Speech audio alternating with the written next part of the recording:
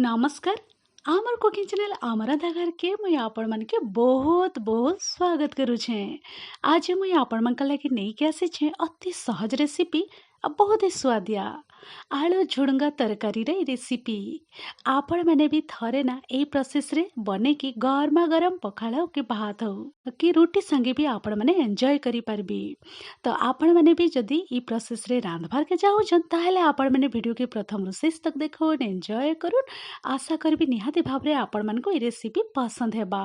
तो आज रही अति स्वादिया सहजिया रेसिपी आलू झुड़ंगा तरकारी रे रेसिपी टिके भी जदी पसंद हेले लाइक शेयर कमेंट तो निहाती करबी।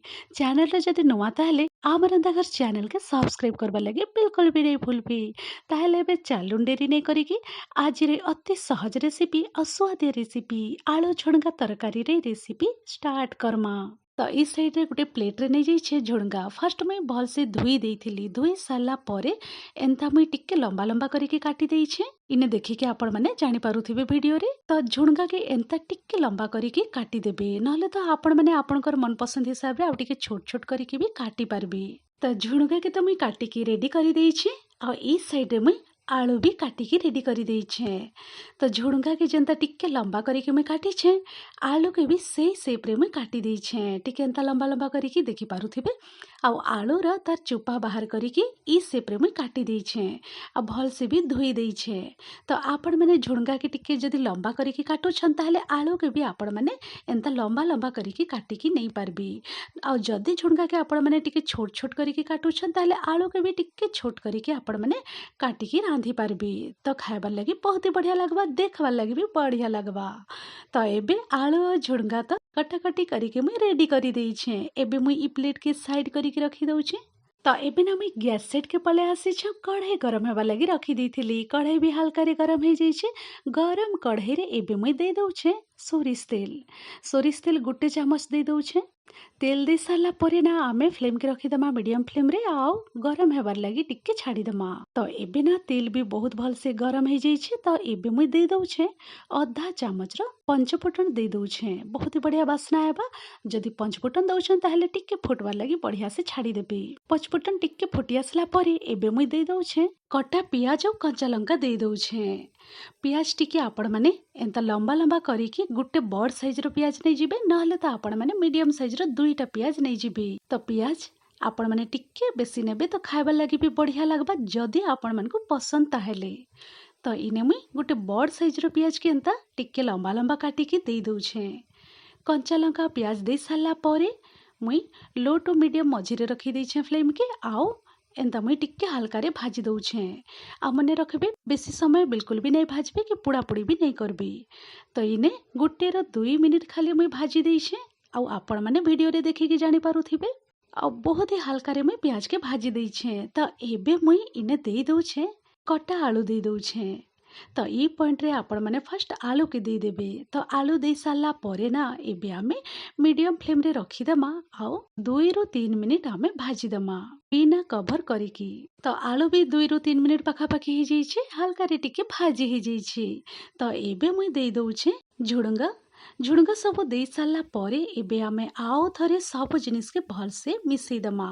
मिसई देली मुई देखि पारुथिबा आपण माने मिसई दे साला परे ना मुई इने टिके कभर करिकी 2 मिनिट पाखापाखी आमे कभर करिकी टिके आमे सिजबार लगी छाड़ीदमा। तो 2 मिनिट पाखापाखी ही जाइछे। मीडियम फ्लेम रे मुई टिके एंता कुक हेबार लगी छाड़ी देइथिली कभर करिकी। एबे मुई कभर खोलिकी इने आपण मन के देखै दउछे आ बहुत भल से आउ थरे आमे मिसई दमा। तो देखिके आपण माने जानि पारुथिबे हल्का रे टिके टिके पानी भी बाहरी जाइछे। तो बिल्कुल भी मुई पानी ऐड नै करी।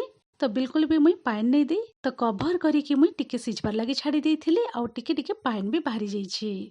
तो एबे आमे आउ थरे भल से एंता मिसई दमा। मिसई दे साला परे ना एबे मुई ई पॉइंट रे दे दउछे अदा और रसुन रा पेस्ट दे दउछे। तो आपण माने भी अदा रसुन पेस्ट के ई पॉइंट रे आपण माने देबे। और जदी आपण मन को पसंद ताहेले आपण माने पियाज जेते बेले भाजुथिबे आपण माने से पॉइंट रे अदा रसुन रा पेस्ट के भी देई पारबी। तो मुई एबे अदा रसुन रा पेस्ट दे दउछे आ बिना कभर करिकी मुई मीडियम फ्लेम रे रखिकी एबे मुई टिके एंता भल से मिसई दउछे आ टिके सिजबार लगे मुई छाड़ी देबी। आ बिना कभर करिकी आपण माने एंता टिके टिके मिक्स करी दउथिबे मझी मझिरे। तो मुई बिना कभर करिकी 3 ରୁ 4 मिनिट पाखापाखी एंता मुई कुक करी देइछे। एबे मुई इने आपण मानके देखै दउछे। आउ झुणगार कलर भी टिके चेंज हो जाइछे, आपण माने देखिके जानि पारुथिबे। तो आपण माने भी प्रोसेस रे थरे ना ई तरकारी बने कि आपण माने गरमा गरम भात संगे टेस्ट करबी। तो एबे मुई काना करबी, इने तो हल्का हल्का रे टिके परिबा सब सिझी जाइछि। तो एबे कटा टमाटो मुई दे दउछे पॉइंट रे। 2टा मीडियम साइज रो टमाटो के एंता टिके बड़ बड़ पीसेस रे मुई काटिकी दे दउछे। टमाटो कटा दे साला परे एबे मुई स्वाद अनुसार टिके नून दे दउछे। आ नून दे साला परे हल्दी पाउडर टिके दे दउछे। तार संगे संगे इने तरकारी रे कलर भी बहुत ही बढ़िया हेबा। तो तार लगी इने मुई कश्मीरी रेड चिली पाउडर छोट चामच रे 1 चामच दे दउछे। तार परे इने दे दउछे छोट चामच रे 1 चामच जीरा पाउडर दे दउछे। तार संगे संगे से छोट चामच रे बहुत कम दे दउछे धनिया पाउडर टिके दे दउछे। आउ छोट चामच रे आधा चामच पाखापाखी मुई इने दे दउछे तरकारी मसला टिके दे दउछे। तो चलो एबे ना आमे एतिकी मसला दे साला परे आउ थरे आमे भल से मिसई दमा। मिसई दे साला परे मुई फ्लेम के रखी दउछे लो टू मीडियम मझिरे।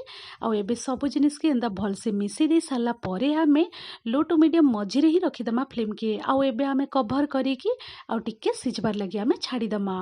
तो मझी मझिरे आपण माने भी टिके टिके मिक्स करी दउथिबे। तो एबे मुई कभर खोलिकी ने मुई आपण मानके देखै दउछे लो टू मीडियम मझिरे रखी देइथिली फ्लेम के। आउ सिझबार लगी टिके छाड़ी देइथिली। तो देखि पारुथिबे आपण माने बहुत भल से सिझी जाइछे।